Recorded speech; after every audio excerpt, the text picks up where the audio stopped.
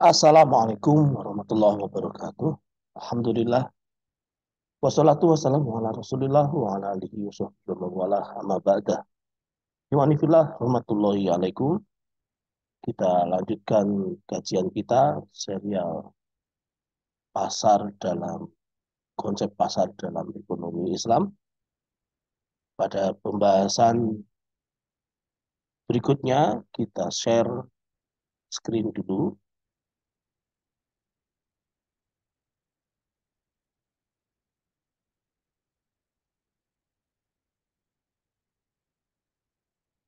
Baik ya. Pasar Beringharjo, positioning, aktivitas dan filosofi lokal wisdom. Baik, positioning. Jadi pasar Beringharjo kondisi sekarang ini dia menjadi role model dan mengkoordinir pasar rakyat yang lain seperti pasar Satwa, pasar Keranggan, pasar Giwangan, pasar Demangan dan lain sebagainya. Selain karena paling tua dan legenda sejarah yang panjang, pasar Beringharjo juga memiliki jumlah pedagang paling banyak. Tahun 2020 kemarin pas saya penelitian itu laporkan ada 5.557 orang. Lokasinya paling luas kedua setelah pasar Satwa. Meskipun demikian, posisi bangunan di atas tanah pasar Beringharjo masih tetap terluas, yaitu 5.543 meter persegi. Bayangkan, 5.543 meter persegi dengan jumlah pedagang 5.557.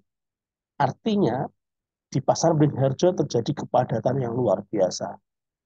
Satu orang pedagang menempati kios atau los atau lapak masing-masing 2 meter persegi.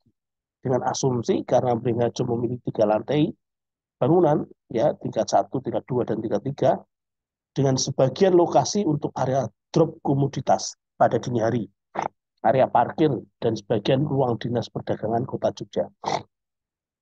Kondisi fisik Beringharjo sangat rapi, bersih, dan nyaman bagi pengunjung pasar. Pasar memiliki fasilitas umum seperti musola, toilet, tempat parkir, tempat sampah, bangunan tempat kerja lurah pasar, tangga berjalan atau eskalator, TV plasma, papan publikasi, dan sebagainya. Aktivitas pasar sebelum pandemi itu full 24 jam penuh. Namun setelah pandemi dibatasi sampai jam 4 sore, meskipun tetap ramai sampai malam. Pasar mulai jam 3 dini hari ketika pedagang menurunkan sayur-sayuran dari pick up supplier, sambut kuli panggul, dibawa distributor dan dijual ke konsumen-konsumen. Sayur-sayur seperti kobis, wortel, dan lain sebagainya, kacang-kacangan, biasanya dari Bantul, Kulon Progo, Purworejo, Wonosobo, Wonosari, Temanggung. Sementara ikan, daging, itu dari Imogiri, dari Parangtritis, dari Boyolali, Semarang. Kalau beras biasanya dari Delanggu, dari Klaten. Kalau bahan-bahan kain, misalnya kain batik, pakaian, itu biasanya dari Pekalongan, dari Solo. Ada juga yang dari Bandung, Jakarta, Jogja, otomatis ya. Terus ada juga yang impor dari Korea. Semua komoditas di pasar Beringharjo adalah barang kategori kepemilikan individu dan barang kepemilikan umum yang diproses menjadi kepemilikan individu. Sebagian besar pembeli yang datang pada dini hari adalah reseller yang menjual kembali produk-produk komoditas pada konsumen langsung. Jual beli di pasar Beringharjo pada umumnya dilakukan dengan tawar-menawar meskipun sudah ada bandrolnya, seperti di UPT Pusat Bisnis di lantai 2 dan lantai 3 pasar Beringharjo sebelah barat. Aktivitas utama di pasar Beringharjo adalah perdagangan antara penjual dan pembeli. Jadi di pasar dagang perdagangan, bukan pasar faktor produksi ya, tapi di pasar perdagangan. Perdagangan di Beringharjo juga melibatkan sektor permodalan. Nah ini, misalnya oleh BPD Yogyakarta milik pemerintah DIY, atau Bank Jogja milik Pemda Kota, Bank Danamon, BRI, BMT Beringharjo, Koperasi Pasar Beringharjo, dan kredit permodalan bukan bank yang langsung bersentuhan dengan pedagang di pasar. Atau dengan kata lain, bank plecit Keberadaan Bank Plecit sejak tahun 2009 semakin berkurang karena larangan dari Perda Kota Jogja nomor 2 tahun 2009. Bank Plecit di Pasar Beringharjo masih ada, meskipun beroperasi sembunyi-sembunyi dan sering berpindah-pindah dari satu pasar ke pasar yang lain. Mereka menarik pinjamannya pada jam-jam tertentu yang dikenal dengan istilah rolasan, jam 12, atau sewelasan, jam 11, pada waktu istirahat makan siang. Pasar Beringharjo berdiri sudah ratusan tahun, ya, sejak Yogyakarta berdiri. Kemampuan berdiri yang sangat lama ini memiliki rahasia tersendiri. Semangat eksistensial, nilai-nilai filosofis yang sangat kuat, menjadikan modal sosial bagi Pasar Beringharjo memiliki masa depan yang panjang. Bagi Yogyakarta, bagi Nusantara, bahkan bagi dunia, dengan Hamemayu Hayuning Bawono. Membuat indah segala sesuatu yang sudah indah di permukaan bumi. Indah dalam arti ekonomi dan kemanusiaan adalah kesejahteraan, kemakmuran, kebahagiaan, dan sebagainya.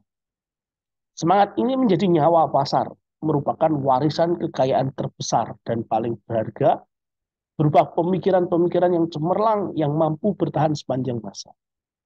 Beberapa falsafah dan ajaran mendalam yang menjadi penopang kehidupan Pasar Beringharjo, misalnya falsafah pohon beringin, kearifan-kearifan lokal, golong kilik, ya, hablum minan nas, manunggaling kawula Gusti, hablum minallah, itu ada di pasar. Falsafah kehidupan Pasar Beringharjo ini kemudian menjadi pijakan pengelola untuk membuat program meneguhkan fungsi pasar sampai terbangun pilar-pilar penopang kehidupan masyarakat Yogyakarta Hadiningrat. Wilayah gerakan filosofis pasar pada zaman kerajaan dulu sangat luas, menjangkau hampir seluruh wilayah Jawa dan Nusantara. Sekarang pertumbuhannya meluas diiringi oleh brand sebagai kota pendidikan. Namun kemudian menyempit akibat pengaruh kemajuan teknologi. Kata Beringharjo berasal dari filosofi pohon beringin, beringin harjo, pohon beringin. Yang pada waktu itu banyak tumbuh di lokasi yang sekarang jadi pasar. Pohon beringin tumbuh dari akar yang kuat di dalam tanah, menggambarkan keanekaragaman suku, ras, dan agama para pedagang pasar, bisa tetap saling hormat menghormati, saling menjaga persatuan, meskipun agama mayoritas pedagang adalah Islam. Pohon beringin tumbuh rindang, bisa digunakan untuk berteduh dari panasnya sinar matahari, memiliki makna filosofis bahwa pasar memberikan perlindungan atau mengayomi semua pedagang, bahkan juga warga masyarakat. Pohon beringin yang tumbuh tinggi menjulang diibaratkan seorang pemimpin pengelola pasar yang bisa memberikan keadilan. Tidak berpihak pada salah satu sisi pedagang, baik pembeli maupun penjual. Namun tegas apabila menemukan pelanggaran. Akar yang kuat menggambarkan fondasi atau asas dalam pengelolaan pasar yang bertumbuh pada keimanan dan kolaborasi hukum, baik hukum adat, hukum Islam, dan hukum positif, sebagaimana diatur dalam Undang-Undang Keistimewaan Yogyakarta. Akar yang kuat ini juga menggambarkan kerjasama di antara pengelola dengan prinsip kemitraan, paguyuban pasar, ikatan senasib dan sepenanggungan dengan pertemuan rutin atau rutinan 2 bulan sekali. Pertemuan ini menjadi wahana penyampaian aspirasi, saling nasihat-nasihati, untuk memaksimalkan kualitas sumber daya manusia seperti modal sosial Rasulullah SAW setelah hijrah dan tiba di Madinah dan membangun pasar. Kearifan lokal menghadapi kapitalisme global. Pasar bebas kapitalisme yang menghegemoni dunia dan melanda perekonomian seluruh negara termasuk di pasar lokal Beringharjo harus disikapi dengan tepat, dengan bijak. Salah satu sikap yang tepat adalah dengan tetap menjaga kearifan lokal. Kearifan dalam menjaga keunikan produk-produk lokal sehingga ada nilai tambah yang berbeda dengan bangsa lain. Kearifan lokal Beringharjo terkenal dengan satu warisan budaya dan menjual nilai seni khas Jogja, yaitu corak batik pada kain-kain untuk pakaian. Kearifan lokal di Beringharjo juga terdapat di nilai-nilai falsafah untuk menjaga kelestarian budaya dan identitas bangsa dari pengaruh globalisasi. Nilai-nilai kearifan lokal yang ada di pasar sudah berlangsung sejak berdirinya pasar. Karena itu, untuk menjaganya, pengelola pasar membuat terobosan-terobosan program menghadapi arus modernisasi kapitalisme global yang terjadi. Modal sosial yang menjadi incaran modernisasi global dipertahankan dengan program-program pengelolaan pasar yang adaptif dan bisa mempermudah berkompromi dengan modernisasi dan kemajuan zaman. Misalnya kirap pasar dan gerbek pasar. Pengelola pasar memberikan pelayanan yang baik secara modern dalam program-program layanan pasar seperti layanan koperasi dan perbankan, pemasaran online, konsep pasar semi modern dan sebagainya. Layanan bank dan non-bank sudah diakses untuk permodalan dan kelangsungan ekonomi seperti BRI, BCA, BPD, DIY, BMT, Briharjo dan sebagainya. Layanan jasa pemasaran online melalui berbagai media sosial sebagai terobosan yang dilakukan oleh pengelola pasar dalam menghadapi disruption era. Melalui munculnya platform-platform marketing online seperti Lazada, Shopee, Bukalapak, dan sebagainya. Pemasaran online tidak meninggalkan offline karena asal mulanya memang offline. Kondisi dinamis yang ada di pasar Meriharjo dari sejak berdiri ratusan tahun yang lalu sampai sekarang menjadikan pasar memiliki 3 dimensi fungsi.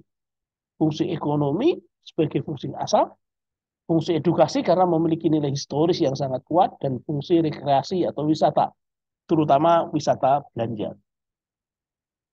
Terima kasih. Iwanifillah rahmatullahi alaikum. Demikian tadi pemaparan materi serial Pasar Menurut Islam. Kita akhiri dengan baca doa kafaratul majlis. Subhanakallahumma bihamdika asyhadu an la ilaha illa anta astaghfiruka wa atubu ilaik. Wassalamualaikum warahmatullahi wabarakatuh.